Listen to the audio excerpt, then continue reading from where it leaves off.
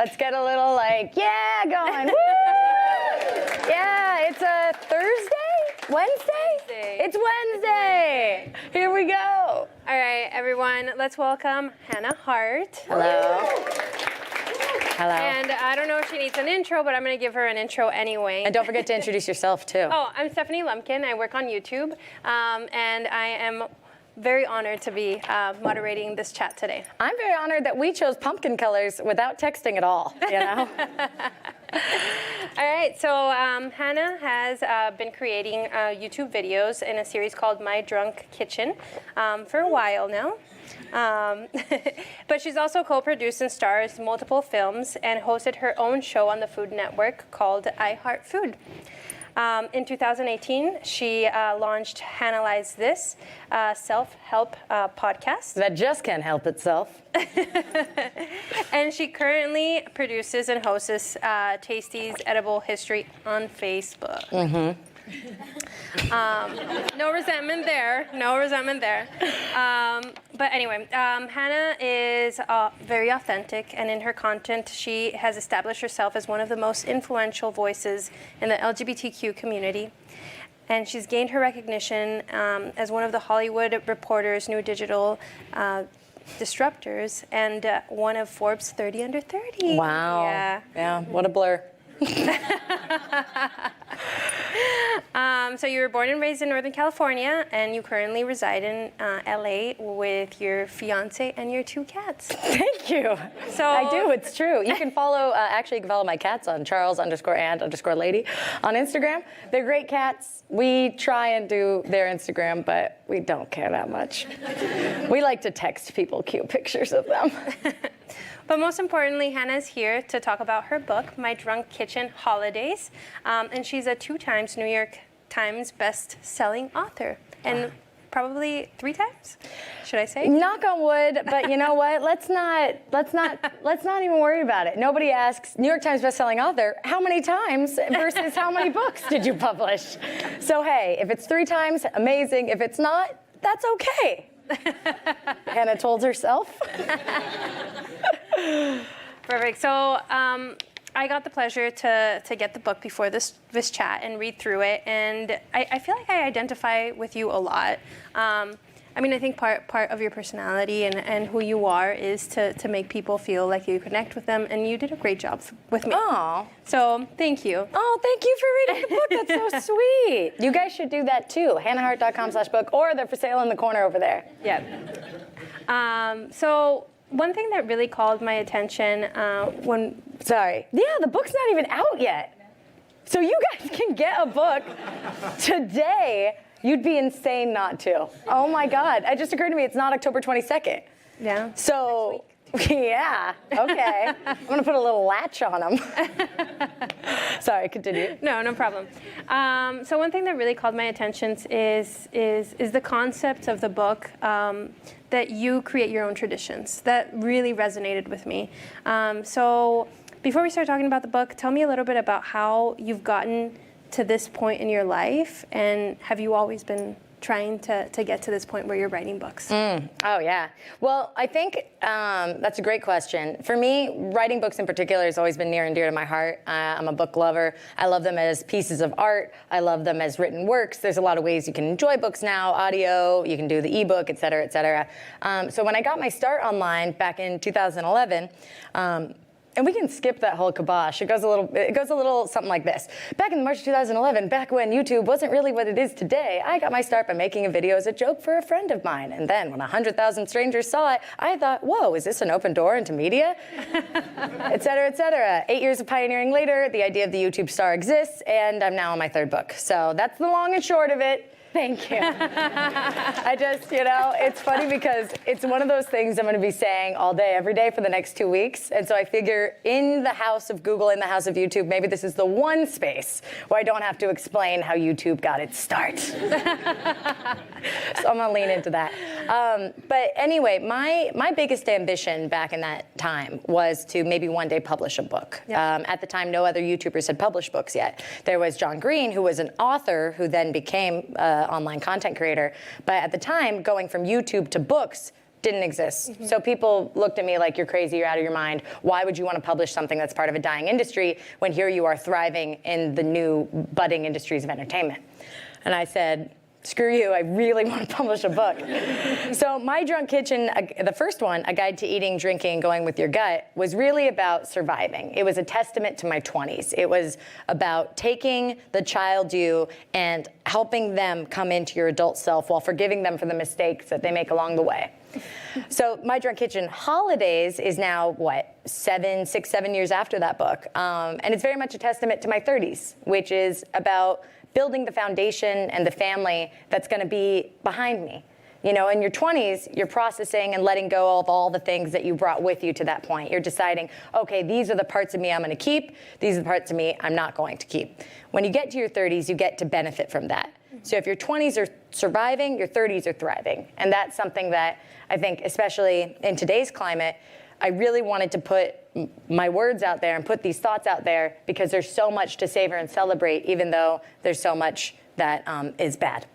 So that's really why I felt strongly about wanting to do a holiday book. And also, frankly, I wanted to challenge myself. Yeah. I mean, my dad was a Jehovah's Witness, and we didn't really grow up celebrating holidays or birthdays. Okay. So I've always just kind of like seen holidays as like a cute, fun thing other people get to do. And so then I decided to publish this book to force my way into it. I was like, I want to be welcome here. I want to be my queer, happy self during the holidays. These are what my holidays look like. Yeah. And that's really what this book is all about. So tell us a little bit about those holidays. Something that resonated to me was creating traditions. If you haven't seen it yet, you know, her holidays are, you know, the typical holidays, but then there's holidays that are really special to you, like Vision Board Day, which was pretty impressive to me. To celebrate a day where you vision board. Mm-hmm. So yeah, tell us a little bit about how you selected those days. Well, first I Googled the month. I was like, March. So the way the book looks, and I, actually, Anaya, were you grabbing one? Yeah, thank you. The way the book is laid out is that it's 12 months of the year. So, Linnea Tony, everybody. Yeah, the man, the myth, the legend. That's my manager. She's my everything. Okay, so the way the book is laid out is that it goes through all 12 months of the year and is separated by these little colored pages which introduce you to the next month. See? So one of the things that I really wanted to do was kind of create effectively a guidebook about how to survive the year leading up to what would become the holiday experience. So as I was doing that, I just kind of went and pulled out, first, this is nitty gritty. Here's the nitty gritty answer. Yeah. I made my outline of what I wanted the message to be. And then I went month by month and found the holidays that kind of fit accordingly. So the philosophy the book begins with is that New Year's isn't about resolutions. It's not about cutting things out of your life you don't want. It's not about changing yourself for who you are. It's about reflecting on your favorite moments from last year and making sure you have more of those moments this year. So I encourage people to look at the last year and be like, what was one of the things I loved? Oh, I went to an outdoor concert. That was great. My New Year's resolution, go to 2 this year. Go to 2 outdoor concerts. So it starts the year with a lot less weight. So to answer your question, which I forgot, there's a lot of weird holidays in there. Left-Handers Day, Middle Child's Day, I Am in Control Day, which is my favorite of the days, and whatnot. You know, it really is meant to be read start to finish, but it can also be flipped through as like a coffee table book. But if you read it start to finish, you'll see that by the end, it should leave you feeling like you're ready to start the year again. Does that make sense? Yeah. Yeah, those are all my thoughts and feelings. That's awesome.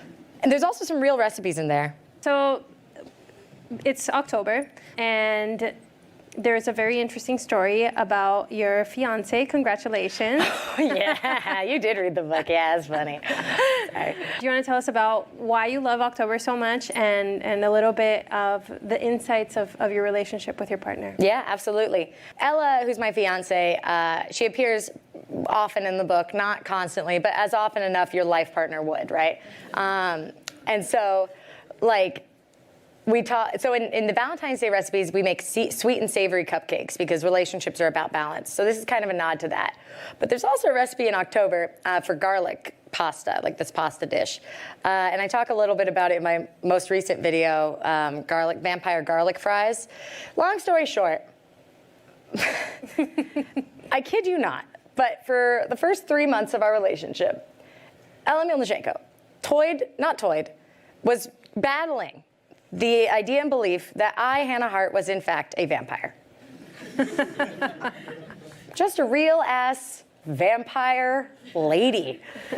And about 3 months in on a date night, she asks me whether or not I'm a vampire. So I write all about it in the book. If you want to read the story, read the book. The end. That's all I'm going to say. Get the book to find out how that story ends. All I can say is that I love Ella very, very much. And frankly, I was quite kind of touched. I was like, okay, I am a vampire. Cool. It was pretty funny. Something that I thought was really interesting is, through your trajectory of your life, you've learned a lot of things. And something that really called my attention is the relationship between telling stories on YouTube and telling stories in written, which was your dream. Can you talk a little bit about how all those years on YouTube, writing stories, not stories, but writing scripts or planning. Telling stories. Yeah, telling stories, how that helped you with where you are today? Well, it helped me have someone, buy a book from me, which was great. After that first book came out and they saw that YouTubers could publish bestsellers, then I got another book, which was awesome. And then I slid in Buffering, Unshowed Tales of a Life Fully Loaded, because it was a memoir about mental health, homelessness, and coming out. And it's just a very different book. But I basically had to prove myself with the first My Drunk Kitchen, and then afterwards, I really jumped in there and was like, great, and now here's a memoir. So I think YouTube has helped me, though, and I think that this is really what your question is saying. It's helped me as a storyteller and a performer, and frankly, as someone who really appreciates the team. When you're a one-woman production company, as so many of the beginning years of my time online were, you really learn how to direct, you learn how to edit, you learn how to complete a thought from start to finish. You learn how to create the story 3 times. Once in the conception, once in the production, and then after in the editing and crafting of it. And I think that really strengthened me as a storyteller. And it made me, when I got to work on bigger productions like I Heart Food or any of the films that we've done, it just made me so grateful because there were so many people there. And all I had to do was just be a Hannah, and that was awesome. Because when you're editing your own stuff, you're like, damn it, Hannah. And trying to get it all together. So it just seemed like the most blessed job to be like, I'm just supposed to be in the moment and connect with people. You guys are doing the lights? Okay. So I think that in a lot of ways that learning curve helped me, I guess, be more grateful. Do you think that it was easier to write a book after you have that practice of doing, writing and thinking and? No. I think that my degree in English literature made it easier to write a book. I studied English lit and Japanese language. I mean, I've been writing my whole life. It's always been that part of me that's like my private expressive place. And after Buffering came out, I actually not intentionally, but I couldn't write. I didn't want to journal. I didn't want to write. I couldn't go to that space because I had just... and I didn't want to be like, somebody was like, oh, you're going to write another memoir? And I'm like, am I going to do another 30 years of life in the next month? No. What? Talk to me in 15. So I really took a break. And when I was ready to write again, this is the book that I wanted to write. And so it might seem a little all over the place for people to be like, why would you do a comedy cookbook, then a memoir, then another comedy cookbook? But it makes perfect sense to me. So tell us a little bit about your creative process. You said how you decided on the months and how you went through the decision of leading up to the holidays after June, the holiday experience. Tell us a little bit about why a cookbook. How did you think of the general message that you want to? Yeah, I always like to say that in the house party of life, I would be hanging out in the kitchen. Okay. You've got your people that are on the dance floor. You've got your people that are smoking outside, talking about politics, smoking weed, not cigarettes. Cigarettes are bad for you. Yeah. And then you've got, people in the kitchen. And it's a little quieter. It's still active. You can hear the party, but it's just outside. You can have a more intimate conversation. And best of all, it's where the food and drinks are. So in the house party of life, I'm in the kitchen. And that's really what my drunk kitchen's all about. It's not about being drunk or getting drunk and it's not about that. It's about letting go and feeling safe, It's about partying in a safe space, ultimately. You're safe in my kitchen. I'll take good care of you, So that's really what is the motivation behind that. That's why a cookbook. Do you have a lot of house parties? Do you cook for people a lot? You know, we try. Ella's really busy too. And like, it's funny because in the holidays, when you're with somebody and you're gonna get married, et cetera, you now have like 2 sets of family issues to deal with, you know? In addition, you know, it's like, whoa, 3 ultimately, because you have your family, their family, and then your family, and then our family, the family you're building together. And so over the years, we've really tried to prioritize this family as the first family. This is what matters when going into the holidays. Both of us are the type of people that are like, okay, well, I gotta do this because so-and-so needs this. Both of us are the caretakers. Both of us are the people our family turn to be like, you gotta help me out, or you gotta figure this out, or you gotta do this. So the second we started prioritizing our household as the primary household, our holidays got even better. One year, a couple of years ago, we took Christmas off.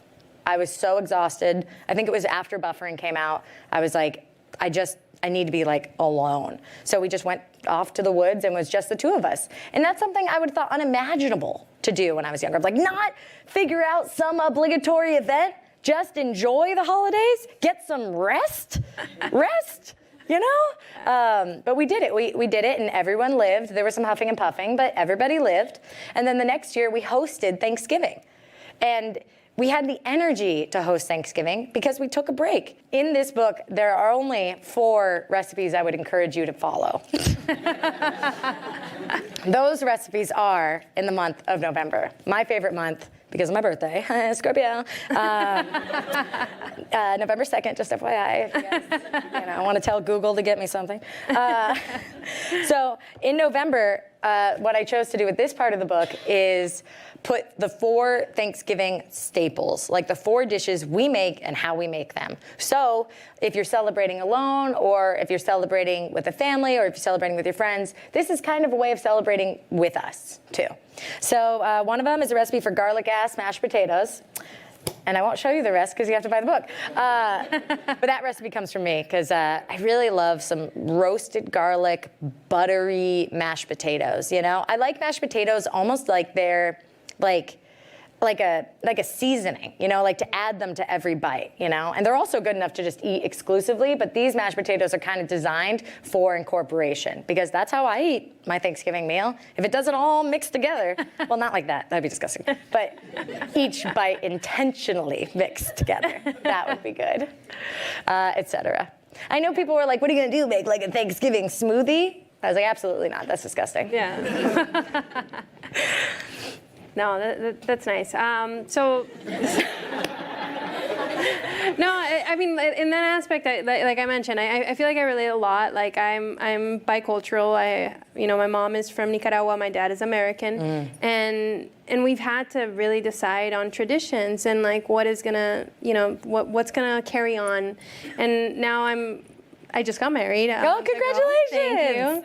And my husband is half Japanese and half white. And so now we're trying to decide, like, what are we going to celebrate? How are we going to celebrate? Yeah. Like in his house, they always have, Thanksgiving dinner, but they always have to have white rice. And I was like, you really want white rice and potatoes? But, you can't argue that, And so we're like creating our own traditions. And I think that it was really interesting. Well, you're creating the culture that your kids are going to inherit. Exactly. And I think one of the moments that we're in as a nation and one of the moments we're in as our generation is being intentional about that culture we want the generations after us to inherit.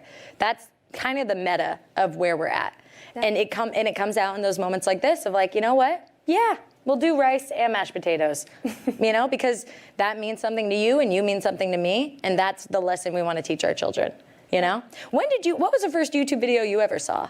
Probably Charlie bit my finger. Oh, is that?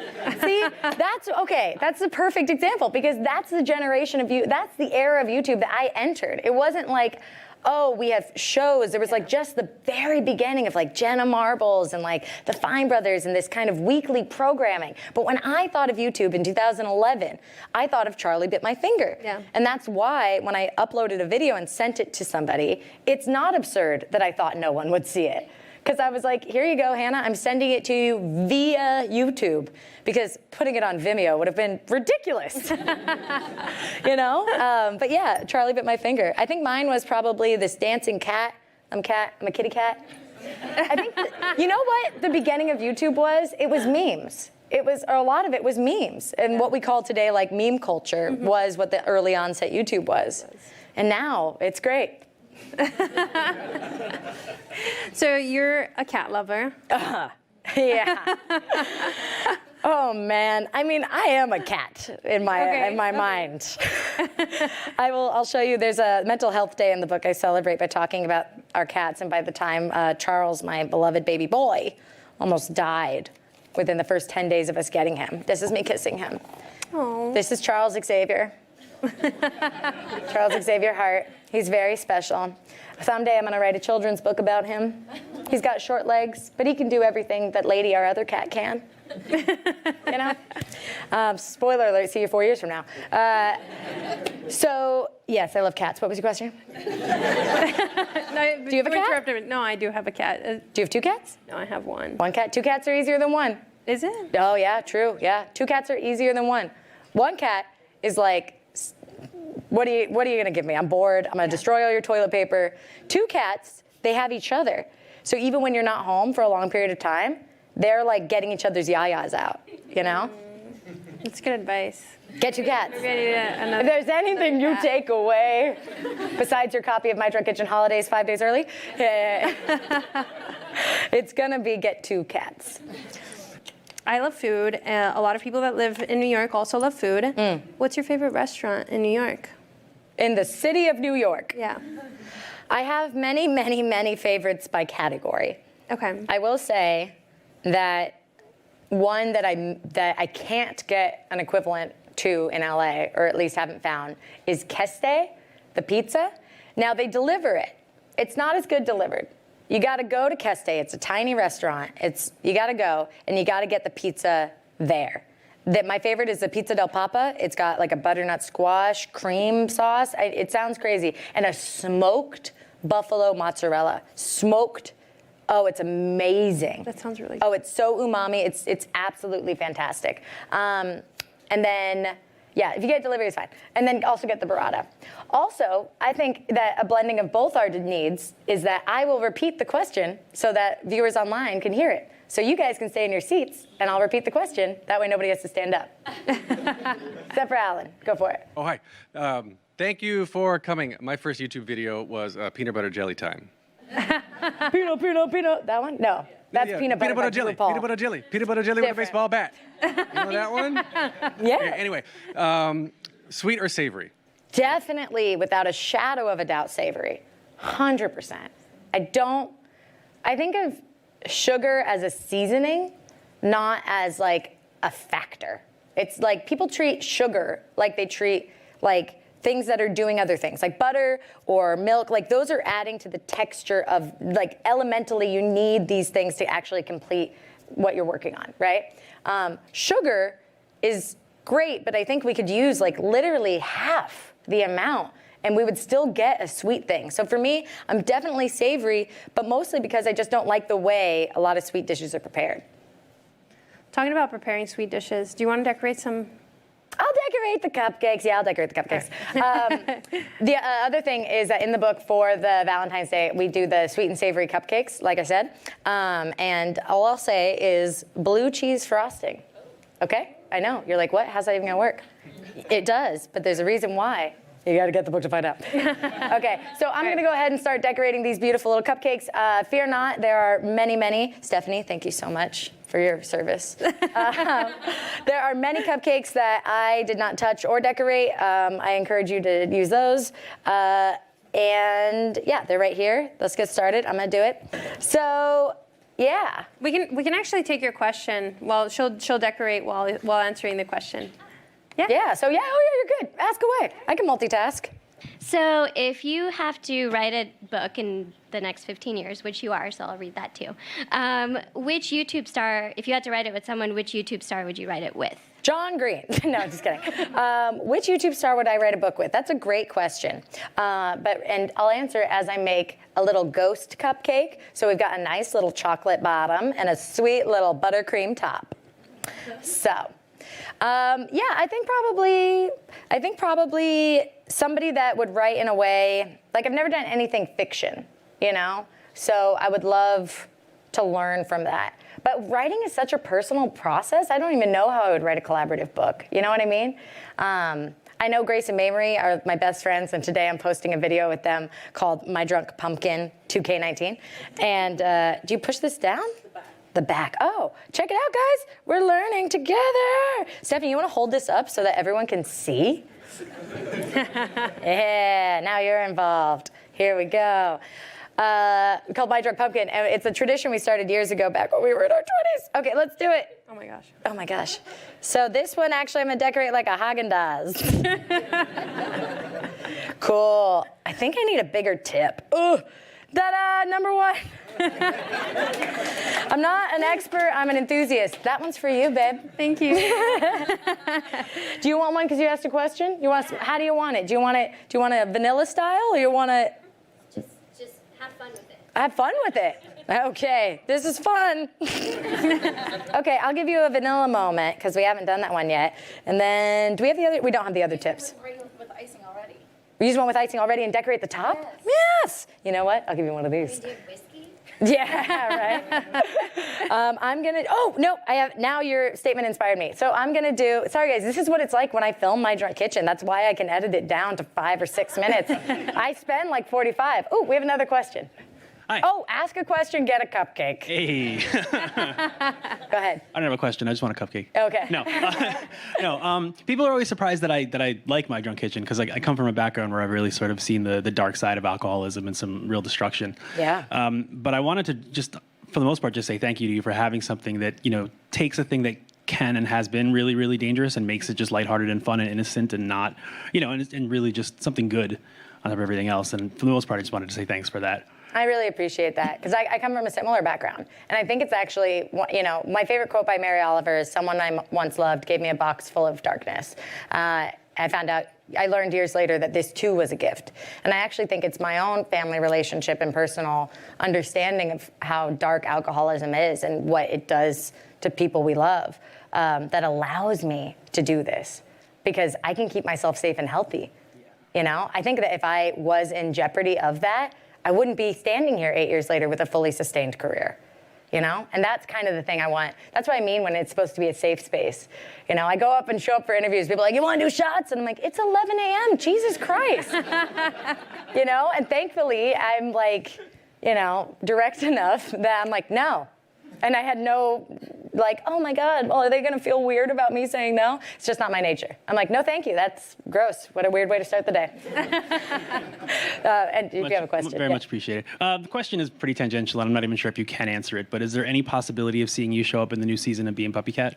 I wish. I helped crowdfund that thing. I have so much Being Puppy Cat swag. It's so good. It's so good. I know Fred personally, and I know Frederator, and I'm a huge fan of Cartoon Hangover. I was in one episode where I played the voice of like a bot. Tempbot, yeah. Yeah, Tempbot, exactly. So why don't you go ahead and leave that in the comments of their videos and tell them to have me back, Will do. Okay, great. I made your cupcake, and now I'm going to make you a cupcake. Here's your cupcake. It's shocked. Really good? And now your cupcake's gonna be a kitty cat. Spoilers. Ask a question, get a cupcake. Huh? Okay. Oh yeah, perfect. And I'll walk you through my kitty cat. Weird. Speaking of cats, why Charles Xavier? Obvious reasons. So our cats, despite my love of cats, very sadly, I am actually allergic to a lot of cats. It's never stopped me before, and it never will. So we got hairless cats. We originally went to go get hairless cats because I was like, oh, this cat doesn't make me want to die in my head, Anyway, so Charles is a little bit of like a mutt because he's not a hairless cat. He's half calico, half Sphynx. So he's got a naked little belly, but his fur is like a bunny. It's like super downy. It's not the dander that you find in the cat hair. So that's why we got specifically that style of cat. The reason why we named him Charles Xavier is twofold. One, at the time I was like, is he gonna be naked, bald as a bat? Let's just do Charles Xavier after Professor X. Two, Logan came out that same year, and if you're familiar with the Marvel Universe and Logan, it's a very heavy, sad, awesome, epic movie. Ella went into it thinking it was like X-Men. She's like, ooh, new X-Men movie, rated R, okay. She went in and it was like, and she was like, oh my God. She saw it by herself. And she got out of the theater, she called me, I think I was on the road, and she was like, I just saw Logan. I was like, whoa, yeah? Who'd you go with? And she was like, I went by myself. And I was like, well, fun choice. Anyway, so long story short, that's why, because I love Patrick Stewart a lot. Like, I think he's my real dad. I love Jean-Luc Picard. I have never met him, but it's forever a dream. And Charles Xavier, because that's his name, Yeah. Powerful Good question. You're also going to get a Kitty Kat cupcake if I can figure out how to do it. Something's happened. Oh, wait. Let's see if I can have it happen again on the other side. Okay, it's going to be more of like a nod to peppermint, and impossible to eat or hold. We're just gonna put this one aside and start over. Hello? Hello. Hello. So I've been a fan since your early videos, and I think I remember possibly the first time you actually came out in your videos. I think I remember too. I don't know if it was the video with Ron making cheesecake. Oh, maybe not. Oh, yeah. Yeah, regardless. My question is, was that something that you kind of thought twice about? Was it something that you were just like, this is me, I'm just going to mention it and not care about it? Or what were kind of your thoughts around coming out on that public of a forum? Great question. So what's interesting is that I think that video, I'd have to check the timeline, but I think it happened either right before or right after. I guess it doesn't really matter, but yeah, I think the first time on my main channel that I said anything about being gay, it was because I was wearing boots. Yeah, I remember that. Yep, and I was like, and at the time there was a lot, everybody was really like hot for making multiple channels, what we called playlists today. But everyone's like, you gotta make a second channel, you can do something, just on one of their things of like, this is the key to the kingdom, 2 channels. So I took my channel, My Harto, and I thought, okay, maybe on My Harto will be comedy, and maybe your Harto will be an outlet for, touchy-feely stuff, and maybe I'll really start to like lean into comedy over here and lean into everything else over here. There's lots of very funny videos on both, and heartfelt videos on both. I found that I couldn't really separate church and state ultimately in that way, but at the time it's exactly what I needed, because I needed to come out, because I never wanted to have to. It wasn't even coming out. It was telling everybody I was gay, And Anderson Cooper had just been outed, and there was all the hubbub of that in the media, and I was at the very, very beginning of everything, right? So I thought to myself, I never want a moment like that. I never want a moment where people feel like I've been keeping a secret. So I'm just gonna get ahead of it, not because it's a secret, but because I don't want people to perceive it as a secret I kept, even though my content isn't, and that's where I had some sympathy for Anderson Cooper. He's like, I'm a journalist. At what point would I say, hello, blah, blah, blah, I'm reporting live from the war zone. I'm gay, everybody, by the way. And I felt compassion for him in that moment. And I thought, okay, well, then I'm just going to do it. I'm just going to come out. And it's honestly one of the best things that's ever happened to me. I am lucky enough to receive a lot of gratitude from other people for being a part of their journey. And for me, that's, the greatest feeling in the whole wide world, Oh, thank you. Kathy, did you good? What's your question? Okay, I gotta do this. I've always considered Jean-Luc Picard my dad too, so we're right. We're siblings. Yeah. I'm actually curious. What are you most excited about in the new Picard series? Seeing it. I have to tell you, I didn't get the role, but I auditioned for a recent star. Oh. I don't know, Linnea. This is why I can't do complicated things. Sorry. I don't know how I did that. This is what I can do.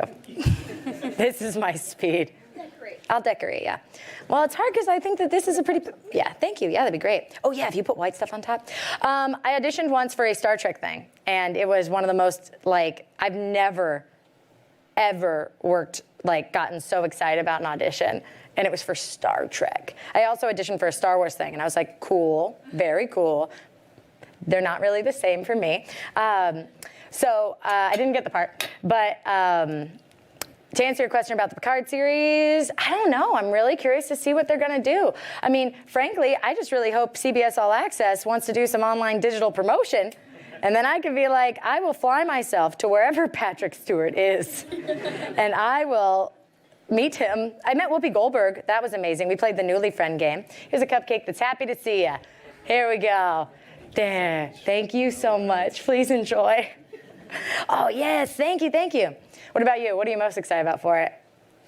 I think the new characters and like being able to connect with them again, like that's not something you usually get with television series. Like go back and see them again. I just hope they do a good job. The other thing is that I think this is the first time that we're really returning to the timeline in real time, because Discovery is also, you know, this is like, oh my God, this is where TNG left off.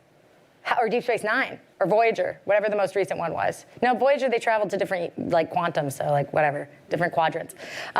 Anyway, so that's some Star Trek stuff. But I think that this is the most, yes, this is the timeline. And I'm looking at Linnea, because she's a huge Star Trek fan.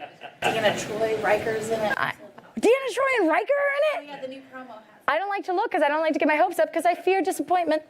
Any other questions? All right, I'm going to make yours, like, a little, like, calm for Star Trek. Dee. Yes, sir. Kind of similar, like going off of that, who is like the person that you've been most excited to get to work with that you thought you'd never be able to, or work with or meet? Great question. So as you may know, recently I was in Taylor Swift's music video for You Need to Calm Down. That was nuts. It was nothing compared to meeting President Barack Obama. Yeah, I mean, like, you know what, I'm just gonna do this. Happy Halloween! Yeah, here's your cupcake. Okay, please enjoy. Please enjoy your handmade cupcake. And trust me, everybody, they're all delicious. Meeting the President Obama, I mean, you know, it was not only incredible because I was in his physical presence, it was incredible because we actually had a round table and we had a discussion and a conversation. And yes, there was some like cameras, but there were no microphones. And it felt, I mean, it was so amazing to meet someone who's such a hero and such an incredible part of our nation's history. To meet him and to have him be exactly who I thought he'd be. Present, listening, and like, I was like, sure, President Obama. They asked me, he turned to me, he was like, now, Hannah, what do you think the ACA needs to do to reach millennial audience? That was how he like opened the meeting. He asked me by name a question to start the meeting. And everyone was seated in a very specific order. I was seated directly across from him. And I remember when we got in, the room was empty and we all sat down and I'm like sitting next to Tyler and I'm like, okay, we have name placards, da-da-da-da-da. And my little like ADHD hyper observant brain, I'm like, weird. The chair right across from me has no name tag. And that weird, that chair right across from me is about 3 inches higher. Oh my God. And literally moments before he walked in the room, I grabbed Tyler's hand and I look at him and I'm like, I think the president is coming. And he was like, right? Like, sure. Earlier that day, we had just taken mustard off Tyler's shirt, so we were very excited. And then he walked in the room, and it was just so incredible, you know? And at the end of his administration, I think I've been to the White House 3 times total, and it was just, it was a great administration in a lot of ways. So I was very happy. That was the most amazing moment of meeting people, you know? And Taylor Swift probably after that. Any other questions? I'll keep going. This method I can do. Oh, yeah, there you go. Also, if you just want to shout them out, I really will repeat them. Go ahead. Hi. I have a quick question about before you took off on YouTube, what did you sort of think that you wanted to do? Aside, I mean, maybe writing books, what other... My career path, though. Yes. Because that wasn't a career path. Did you have a job when you recorded that video? Yeah. What were you doing? Yeah. Great question. Because you asked about work, I'll give you a little green for money. Ooh. why is it like this? It's so wet. Yeah, maybe it needs to, you know? Hello? They're all like that. It's awful. Put a finger in it, it'll look perfect. Yeah, right? Oh, yeah, wait, you got these guys? Yeah. Oh, these are so cute. I hope these find a good home. I'll take them with me. Look. I think I'm one question behind, though. You get this against bullying. You'll be like, peace out, man. Here you go. You know, I'm going to give you a napkin. Sorry, everybody else. Here you go. Please enjoy. And you don't have to eat it, and you can throw it away if you want. I was a proofreader at a translation firm. So I wasn't a theater kid. I didn't take any like improv or acting classes. I was class clown, but I never pursued a career in entertainment for two reasons. One, scary, to put yourself out there. And two, impractical. It's a gamble, That even writing or publishing is a heartfelt gamble, and the odds aren't in your favor that you're going to get your work out there. So I wanted to go into translation. I figured, if I love storytelling and language, and I speak Japanese, might as well do that. So I studied English Lit and Japanese language at Cal or UC Berkeley. Go Bears! Yeah. We have to do that. I didn't even go to a football game, and they got it in my head. So anyway, I was a proofreader at a translation firm. So the whole first year I was on the internet, I was really, really, really worried that this was gonna forever be a part of my resume, that every job I applied to, Hannah Hart at 24, you Google my name, check me out, it's gonna show up my drunk kitchen. It's gonna be these sloppy, embarrassing videos. And it was literally the feedback online that kept me doing it. It was probably one of the braver choices I would have made, because in my mind, you don't want to jeopardize having an income and having stability. But fortunately, because the market had crashed in 2008, 2009, when we graduated, there was no stability. I wasn't getting health insurance either way, right? So why not go after a dream? And that environment made it easy to pursue. I posted a video maybe once every month at that. In the whole year of 2011, I made the entire year while working part-time and posting videos, I made $18,000 that year. That was my tax. And in terms of what came from online, it was t-shirts. So really diversifying income and having work experience helped me build a business. And I think that the content creators of today, my heart aches for them, because I don't think that they had that life experience before they got to that point. You know what I mean? The end. This one has sprinkles. The buttercream frosting is amazing. So either way, you're in for a treat. This one's a pumpkin-inspired cupcake. Look at that. Ooh, wait, let's do it like this. Hee hee. Okay, here you go. Please enjoy this cute little cupcake. You know what? I'll make two. One's gonna be a little bigger than the other, but it's totally natural. So don't worry about it. Any other questions? Yeah, I like the slow roll of laughter as people get it. There you go. Yay. Any other questions, guys? We got 10 minutes. Or, not. Do you listen to any podcasts? Oh, I do. I do listen to podcasts. So it didn't really work out because I sprinkled one of them. But you get it.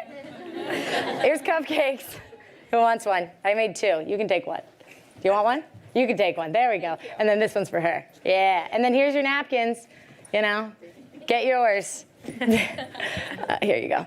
Do I listen to any podcasts? Yeah. I love My Dad Wrote a Porno. It is X-rated with a capital X. Don't listen to it in a car with mixed company. Listen to it 100% by yourself. But it's a podcast about this guy whose father wrote a piece of erotic literature and sent it to him. And so he reads it out loud with his friends. And it is so hilarious, not only because of the dynamic of, ew, dad, I can't believe you wrote this, but mostly hilarious because of the writing. writing style is so absurd. His use of like adverbs, it's like, what are you doing? And so I find it really hilarious. It's called My Dad Wrote a Porno. It's filthy, but harmless. So I love that one. I think, have you asked a question yet? I have not. You have not? No. Oh, please. Yeah, he's just helping me out. Okay. So I, maybe like 3 months ago, got a second cat, and I have to disagree. I know, and I was really, really hoping that it would make things better. It kind What of are the ages of your cats? They're like a year and a half, and then like half a year. That's, So like they're like a year apart. Lady and Charles are like 6 years apart. So developmentally, I think I should have been more clear. A second cat, not another kitten. Yeah. Well, my first cat is a lot better now, and I appreciate her a lot more now that I have number 2. I'll take 3 cats. What's up with number 2? Well, for one, they like to cause trouble together now. Oh, so and they're they like having to like a good throw time. each other into things, and like more things are breaking, and there's like more of a mess to clean up. So do you have any advice? Just cat advice. I have so much advice about cats. So cats, okay, people pay all this like love and attention to dogs, and this is not a one or the other kind of vibe. There is no cat versus dog person. We just live in a very dog-friendly, dog-motivated culture, which is great. However, there are ways to have happy cats that don't mess up your shit, period. So I'm fortunate enough to know Jackson Galaxy. He's the cat daddy himself. We've worked together on different projects, and then also I've just watched every episode of My Cat from Hell. So cats are kind of like, honestly, the best way to put it is to think of a goldfish. Would you ever have a goldfish live in a world that's like this? You'd never have them live in a box that might have a lot of room, but it's all one linear plane. Cats need vertical as much as they need horizontal. Like when a cat scratches, a vertical scratching post is different from a horizontal one. So having both keeps them off of your stuff. Because the only reason why cats go and mess with your stuff is because they're looking for stretching out their muscles in different ways. We have shelving that we have for them. They just jump up there. I have a route for them that's completely off the ground and away from our stuff, and that they keep knocking things over. They're not knocking anything over. They're playing. They're jumping up and being like, oh, I'm on a countertop. But if you give them a shelf that's like here, this is going to be boring. They're going to be like, dink, dink, dink, and they can watch. So cats are just curious because they're intelligent, and they need stimulation, windows, stuff like that. I have a lot of advice about cats. I ask for advice about cats from literally everybody I know, and I've had cats for a really long time as well, so I'm just still like, help. Help, yeah. No, yeah. I hope any of that works or like is helpful at all. Yeah, I would just say that's like stimulation. Right now, though, you have 2 kittens. You don't have 2 cats. You have 2 kittens. So this is what you're in for, man. They'll get older. That's true. It's true. Time. Yeah, with time, exactly. What's your question? Oh, I'll make you a cupcake. So it's really good to see you here because your persona is very authentic, as someone had mentioned earlier. But what challenges have you seen in this midst of the like culture that we're currently in, and how does that affect how you create your videos and your persona, I suppose, online? I don't.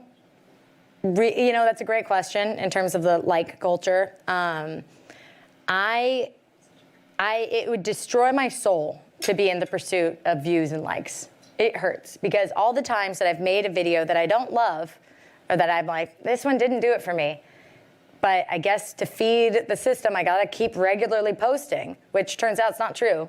I started regularly posting, and my views kept going down and down and down, which is nuts. So now I have the freedom of just doing whatever I want, because it hurt me as a creative to try and play a part of a system that was actually detrimental to myself in terms of inspiration killing, and then also literally, like, instead of getting 50,000 views, it's like 20.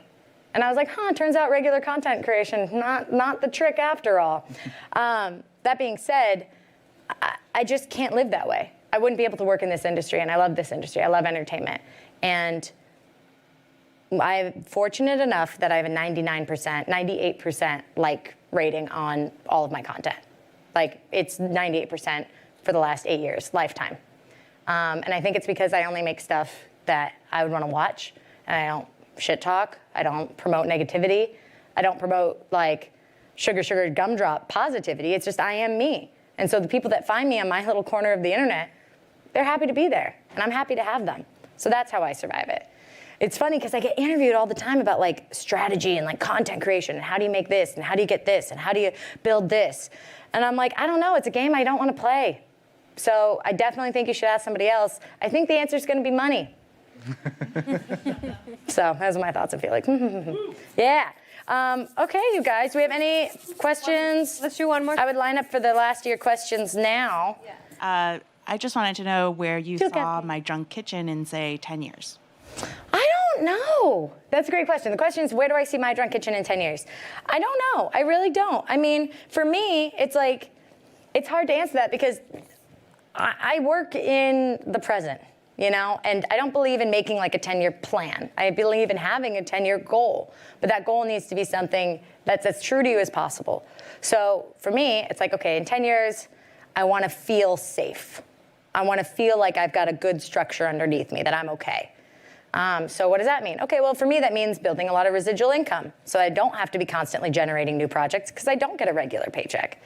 So like, et cetera, et cetera, et cetera. So that's how I view 10-year, 5-year, whatever plans is what is the thing I need at that point?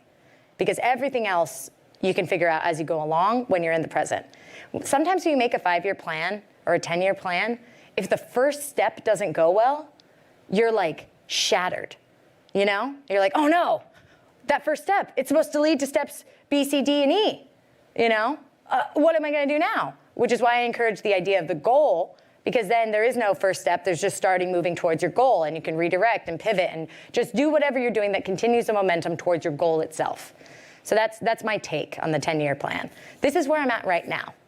And it's been really wonderful because finding my voice, I found my voice online, and now I'm able to share it in so many different ways. And that is a clip you guys can use, Google. Because I'm holding the book the whole time. Please enjoy. Everybody, thank you so much. We have time for one last question. If anybody's got like a burning question. So please do it. Let's do it. I knew, yeah, let's go. One last question. I gotta make your cupcake. Hopefully this will be the most frivolous question. Yeah. No one agrees with me, but you've met him in person. Does Jackson Galaxy look like David Cross covered in tattoos? Linnea agrees. Look at her, she's like, yeah, you know what? I think you're right. He is exactly who he is. He's one of those hosts, those talents that you get what you get. That is Jackson Galaxy, man. And he loves animals. He's bipedal, FYI, so he loves cats and dogs. And he taught me that phrase. He actually comes on the podcast Analyze This, the self-help podcast that just can't help itself, and he speaks really profoundly to like the animal care world. So if you guys have any interest or have people in your life that either work in shelters or veterinary kind of fields, I would really encourage them to listen to that episode because it really pulls back the curtain on what care providers for animals that are in need actually need. So I found that really illuminating. Other than that, thank you guys so much for having me, and come grab a cupcake, decorate it yourself, see how hard it is. Thank you so much. And thank you, Stephanie. Thank you. Yay! Yay.